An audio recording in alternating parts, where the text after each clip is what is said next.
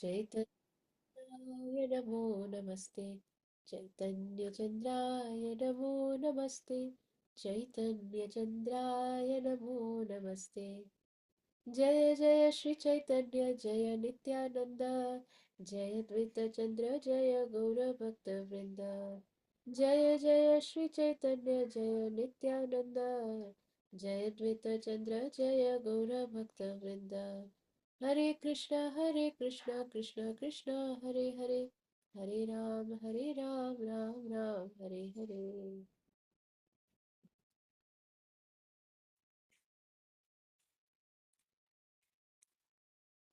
Hare Krishna, dear devotees. Yesterday we were reading the principles uh, given by Sri Chaitanya Mahaprabhu that a devotee should properly execute his devotional services by accepting these principles. So, so we read that one should take shelter of a bona fide spiritual master. That is the first important, most important thing. Taking shelter of bona fide spiritual master.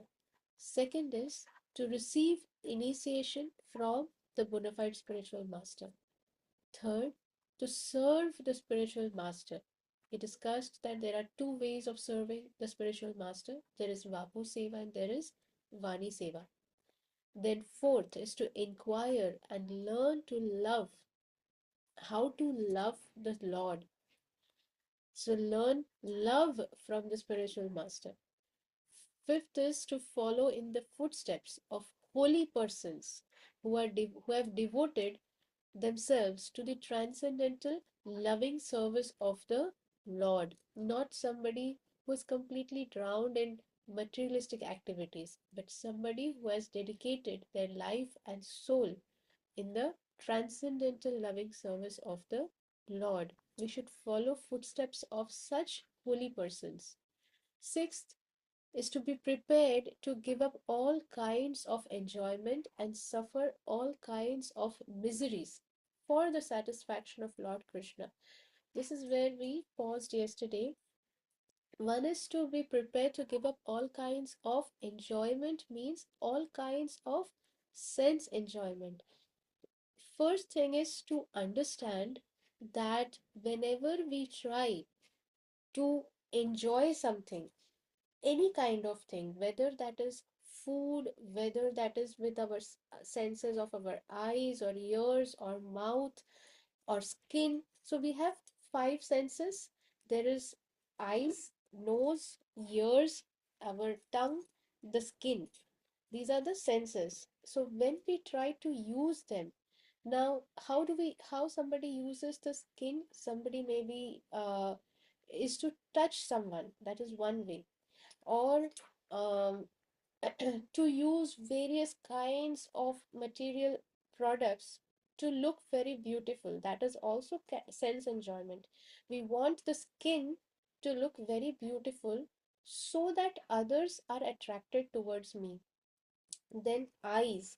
We want to look at things that are giving me some momentary pleasures, some kind of movie, some kind of video, or a certain kind of news, anything. It can be anything which is giving me some kind of momentary enjoyment. Using the ears, if I'm using the ears to listen to mundane things, listening to mundane news or mundane music, music that has nothing to do with the ultimate um, purpose, or nothing to do with Krishna, everything to do with this material world, or when we are using our tongue to enjoy. So we are unable to give up food stuff which are actually dangerous for us just because our tongue wants to enjoy. There are so many people who are unable to give up the habit of smoking or drinking alcohol, or the habit of eating non-vegetarian foodstuffs, or the habit of eating some pan, masala, tambaku, all those things.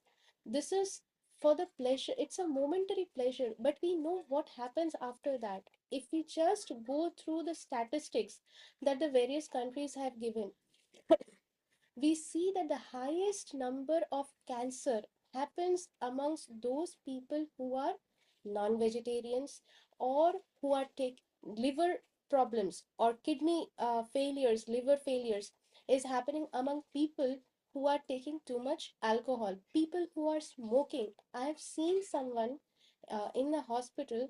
They this person probably was obviously was a smoker, and this entire side was cut out. So I don't know how this person even eats, because this part is hollow. You can see through. It's a see-through. There is nothing here, because in the surgery, this entire portion was removed because it was completely uh, uh, filled with the malignant cancer cells because of the chewing of tobacco. So for momentary pleasures, people want to do this and they are unable to give up this. And because of that, what happens is whenever somebody wants to enjoy senses, they are bound to attract the sufferings. The threefold miseries are bound to come along with those sense enjoyments. Therefore, a devotee never takes interest in such kind of enjoyment which has an expiry date. Why should why should somebody be running after such momentary things? After enjoying for some time, then there is a dissatisfaction, then comes a point where you feel so blank that, oh, I had that alcohol yesterday, but today my head is paining so badly, so every work has stopped and I can't do anything, I don't feel like doing anything. So this is just an example, but this is happening in a, if we see left, right, front, behind, everywhere, people who are trying to enjoy. Today we go out and eat in the restaurant, tomorrow people fall sick. Then so many, so these are just little examples. But here, what is Mahaprabhu saying? What is the Supreme Lord Sri Mahaprabhu, what is he saying? He's saying that a devotee is prepared to give up all such kinds of sense enjoyment. A devotee does not want to enjoy his own senses, that I will keep Krishna in the side and I will just enjoy my life because there is only one life. No, my dear. If you go through the scriptures, whether you believe or not, you are the soul. We are not the body. And therefore, the soul has no death. You have to take birth again and again and again just to suffer all the fruits that we have ourselves planted, the fruits from the trees that we have planted ourselves of all the so-called enjoyment. So devotee does not take any interest in such kind of temporary enjoyments, because they are ultimately only going to get sufferings. But at the same time, a devotee is ready to suffer all kinds of miseries for the satisfaction of Lord Krishna. If we see the devotees, if we see the life of Srila Prabhupada, if we see the life of our six Goswamis, if we see the life of our acharyas, they have taken immense challenges and difficulties and miseries in their life just for the satisfaction of Lord Krishna. What is satisfaction of Lord Krishna? Lord Krishna wants each and every living entity, every jivatma, to come back to the spiritual world and eternally enjoy in bliss. But right now they are unaware. They don't know who Krishna is. They don't know what is the purpose of human life.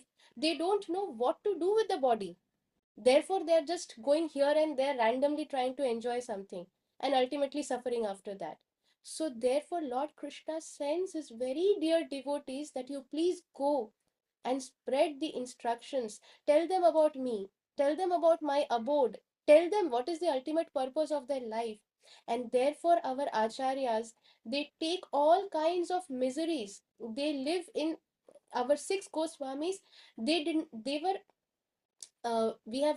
we read in one of the place in the beginning that Sri Rup Goswami, Sri Sanatan Goswami, they were experts in subjects. You name it, and they are experts in those subjects. And therefore, the Muslim emperor was hellbound that I want these two boys in my ministry, because if they will be here, With their intelligence, my entire kingdom will become very, very prosperous. My I will become very prosperous. So therefore, this Muslim emperor, he forced them by various kinds of threatening that if you don't take up my service, I am going to torture all the Hindus. So for the protection of all the other people, these two uh, brothers, Sri Rup Goswami and Srila Sanatan Goswami, they took up the service of this Muslim emperor, Nawab Hussain Shah. And they took up, obviously they were not very happy, but they gave their best. And as soon as they got to know that now Sri Chaitanya Mahaprabhu has is traveling to Vrindavan, and now is the time that we can meet our Ishtadev, our master, our Lord and Master. They immediately made plans and left the service, and they went and joined Sri Mahaprabhu's mission. And then after that, they could have lived in huge palaces which we cannot even imagine about. We don't even have what to say, uh, even 0.0001% of the wealth that they owned. So they could have lived in palatial buildings themselves, and their entire uh, lineage could have enjoyed. But they did not do that. They gave up everything. They distributed everything for the activities of Krishna consciousness. 25% of their entire wealth was given to their relatives, and they offered themselves in the mission of Sri Chaitanya Mahaprabhu. They would live under trees.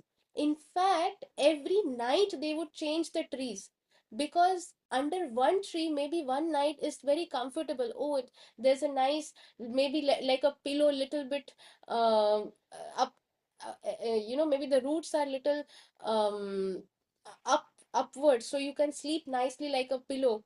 They did not want to enjoy their own senses. Therefore, they kept changing the trees. Every night they would live under a different tree, so that there is no question of sense enjoyment, and so that they can completely focus on the mission of writing the instructions that Sri Chaitanya Mahaprabhu personally gave them for the entire world. What we are reading now is just one drop of it. So, devotees, they are prepared to give up all kinds of sense enjoyment or personal sense enjoyment. If it is required, the devotees can, on Ekadashis, devotees, they don't take any grains, because that is pleasing to Krishna. Krishna wants the devotees to do Ekadashi. Krishna wants everyone to do Ekadashi, but the devotees, they do Ekadashi for the pleasure of Krishna, whereas others, they do Ekadashi for some material benefit. No matter with what purpose you do, but the desires will be fulfilled. That is the power of Ekadashi. But the devotees never do it for their personal sense enjoyment. At the same time, they are ready to suffer all kinds of miseries for the satisfaction of Lord Krishna. That is the mood of the devotees. Seventh, they live in a place where Krishna has had his pastimes, like the holy dham, Sri Mayapur Dham, Sri Vrindavan Dham, then Sri Jagannath Puri Dham, uh, Sri Ayodhya Dham. So like that, wherever actually where Krishna had his pastime. So the devotees in the Gaudiya Sampradaya, in our Sampradaya, in Srila Prabhupada's Sampradayas, we are all devotees of Krishna. So we are attached to the form of Krishna. Lord Ram and Krishna, they are non-different. But still, the devotees of Krishna are just attached to the two-handed flute playing threefold bent form of the Lord, of the Supreme Lord Krishna, which is the original form of the Supreme Lord. So they want to live in a place where Krishna has done his pastimes. Many times, if it is practically not possible, then during the most auspicious months like Kartik month or Purushottam month, these specific months, one should try to at least visit the holy place and live for few days. Then, eighth, be satisfied by whatever is sent by Krishna for the maintenance of the body, and not hanker for more than that. So, if we look at the material world, the entire material world is in a constant rush, constantly competing with each other. They are ready to cut each other's throat just to go above another person. This is the condition of the material world. But in the spiritual world, the devotees, they are never competing with anybody else. They are always satisfied with whatever Krishna has sent for them, because they are sure that Krishna will maintain us. Whatever is required, Krishna will maintain. We have to do our endeavors, but we should not over endeavor that, oh, I want to do this, I need more promotions, I need more this, I need more money, more. That is the mindset of a materialistic person, because they are thinking they are going to live in this temporary world forever. They are forgetting that in no time they are going to be dead. The body will perish, the soul will hop from this body and enter into another body. And there is no guarantee whether the next body will be a human body or whether it will be a animal or plant body. So devotees, since they are full of realized knowledge, they do not waste their time in maintaining their body in this material world. Whatever is required, they will do, and they're satisfied with whatever Krishna has sent them. They are not trying to settle here.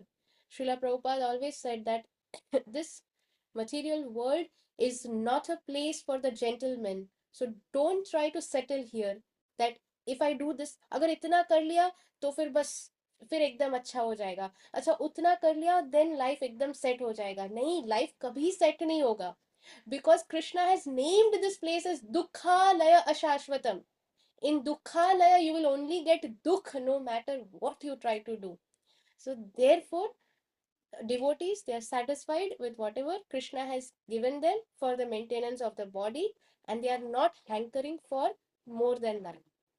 And the ninth point, they observe fasting on Ekadashi day. This occurs on the 11th day after the full moon and the 11th day after the new moon. So after Purnima and after Amavasya, the 11th day is Ekadashi.